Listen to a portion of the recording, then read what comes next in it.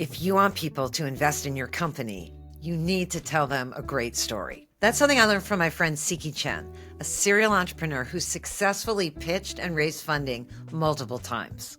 Here's an excerpt from a talk Siqi gave to our game thinking students on why storytelling is the basis for every great presentation. I think ultimately the art of presentation is the art of storytelling. Storytelling to me is magic in a very real sense. You say some words, you say a spell, you cast a spell. Things happen, right? People float, you control things, the world changes. And that literally is what storytelling is. You think some thoughts in your mind, and those thoughts becomes words out of your mouth. And those words become light and sound waves through your expression and through the actual audio of what you're saying. And they enter the senses of your listener. And those senses are connected to their mind. And by altering the inner workings of your listener's mind, you ultimately affect their physical actions. And so if you think about it that way, storytelling is actually a real life superpower. It's the closest thing to magic and a superpower that exists for real. The goal is ultimately to move people through emotions to action, whether it's to remember you, to invest in you, to be entertained, to make a decision, to agree on something. So if we want to do that, the first question to ask is, how do people decide to take action? And so here's how we make decisions, right? We make an observation about the external world, the reality around us. For example, I wonder how people who got to good schools are doing in life. And you collect those facts. Well, they seem to be doing a lot better than your average person. And then you form an opinion based on these facts in the real world. Therefore, it is my opinion, based on the real world events that I've observed through experience, is that school is useful and good. And these opinions help me make rational decisions. Because school is useful and good, I decide to do well in school. That is how we make decisions, right? Not really. Stanford did this really, really interesting study. They found a population of students within the Stanford campus, and they asked them their opinion about a political issue. And for each group, they showed carefully researched papers contradicting their views. And what happened is the people with those views, they weren't convinced by the facts. They actually felt stronger about their own opinions. Facts don't really change people's minds. We just think they do. And we think that they do if the facts already agree with our own opinions, and we feel like these facts should also change another person's opinion. But we've all experienced this where someone showed us a contradicting fact, we have reason to doubt it, we think it's unreliable, and we dig deeper into our own opinions.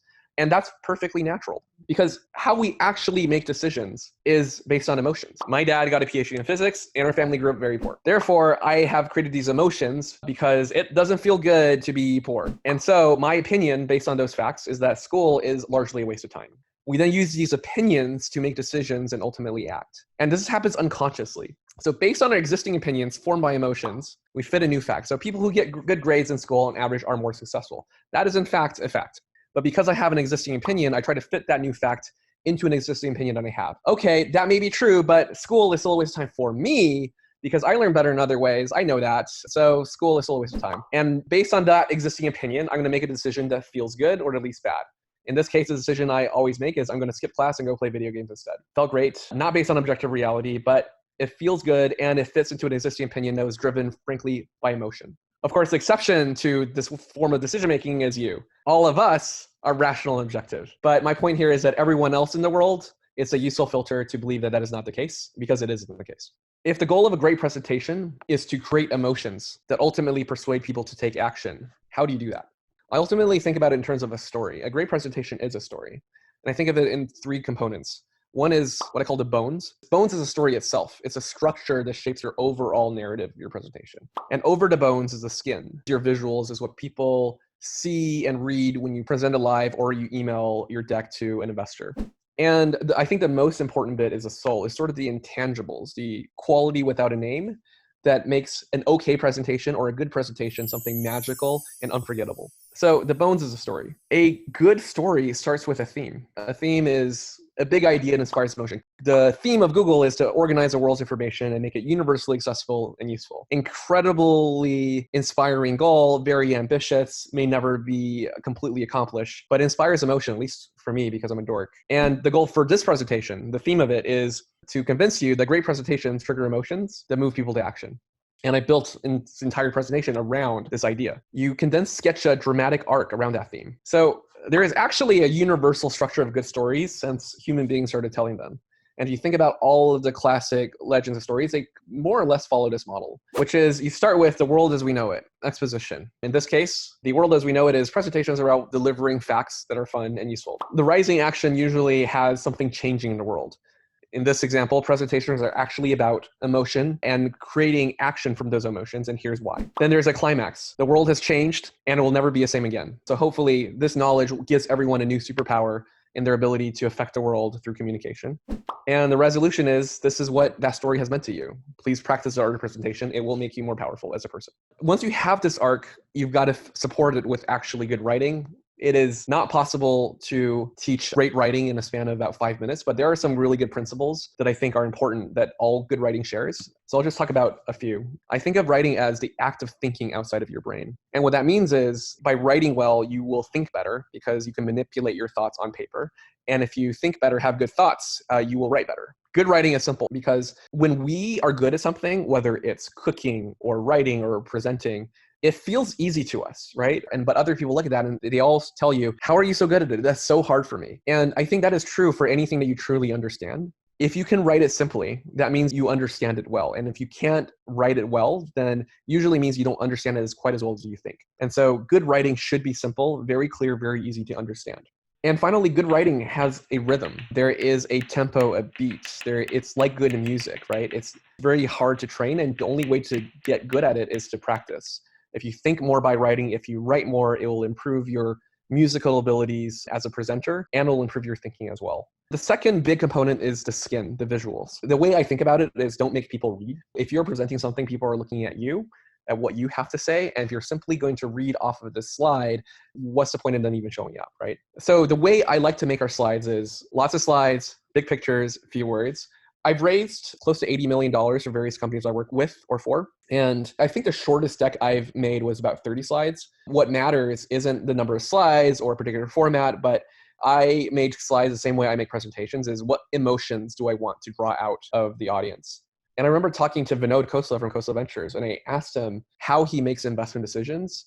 And I'll never forget his answer. He literally was one word. He said emotion. And at the time, I didn't really get it. I do get it now, right? Like emotions are powerful because that's what forms opinions. That's what drives people to action. And by having more slides or fewer slides, what have you, if you can, as long as you can maximize emotion creating your audience, that's what's going to convince people. And that's what's going to make them make one decision over another.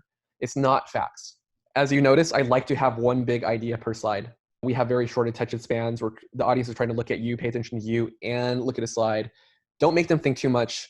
Emotions aren't about thinking. You almost want to repress the conscious mind in order to affect people emotionally. And one of the ways to do that is make sure to focus on very few things.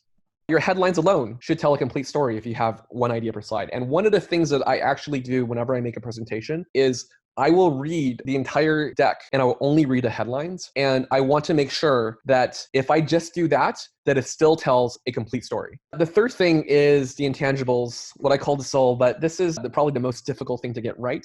This is the art part of a presentation. I have a few tips here. The first is to be a craftsperson. Put more effort into it than it's probably worth. And the reason why this is important is if you look at the world out there, good is everywhere, whether it's in products or companies or in presentations.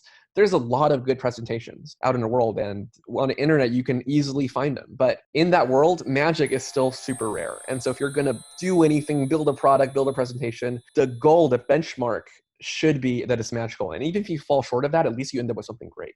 And what is magic? What does that look like? Sometimes magic is just someone spending more time on something than anyone else might reasonably expect. Or more time than it actually seems like it could possibly be worth. If you put more care into something and put more effort into something, you are able to create something that's not just good, that is something that will actually stand out in an incredibly noisy world. And for that reason alone, it's worth it. The final thing is to be comfortable, because it's easier to pretend to be comfortable than it is to pretend to be confident, because not everyone sees them as a used car salesman who can just be doing a hard sell. And that's not what you want to do anyway. You want to be comfortable so you can create that sense of authenticity and have people really connect with you. And the easiest way to be comfortable is to just practice a lot until you are comfortable. So don't worry about feeling confident. Even if you don't, nobody does. I don't know. Maybe someone does, but I certainly don't. But if you practice enough such you're comfortable with it, I think usually it goes a lot better. And the final thing is to be vulnerable, giving a piece of yourself that you wouldn't normally share, that is not necessarily to your advantage. It's a thing that creates comfort and credibility. It's how we make friends. Everyone out there leads with their strengths. They talk about how awesome they are, how awesome the product is, how awesome the company is. Here's why you should invest.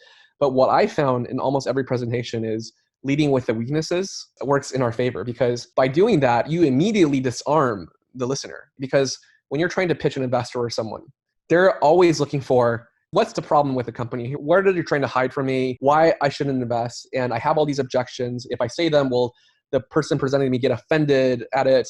So you're worried about all these things. But by leading with the weakness, you completely disarm that entirely. And so we are a VR company at Sandbox VR. We do virtual reality experiences in various retail locations.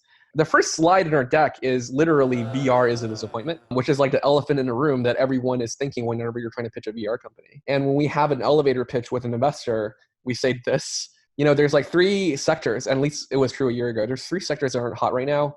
One is virtual reality. No one wants to invest in VR. Content, nobody really usually wants to invest in. And retail is usually not a venture backable company. We are all 3 at the same time. So this is probably the most unfundable company in the world, but hear us out. And they do. It was useful for us. Leading with a weakness is kind of a good idea. In summary, the goal of a presentation is to move people to action. I think a great story well told inspires us to take risks, inspires us to go to other planetary bodies. It can unite a country, or, this is our CEO and founder, and it can even change the world. So, well-crafted stories will help you pitch your idea to investors, market your idea to customers, and design a great experience. Want to tell better stories and apply these tips to your product and business? Go get your free storytelling cheat sheet at gamethinking.io/story. And to learn more about storytelling for product designers, watch this video next.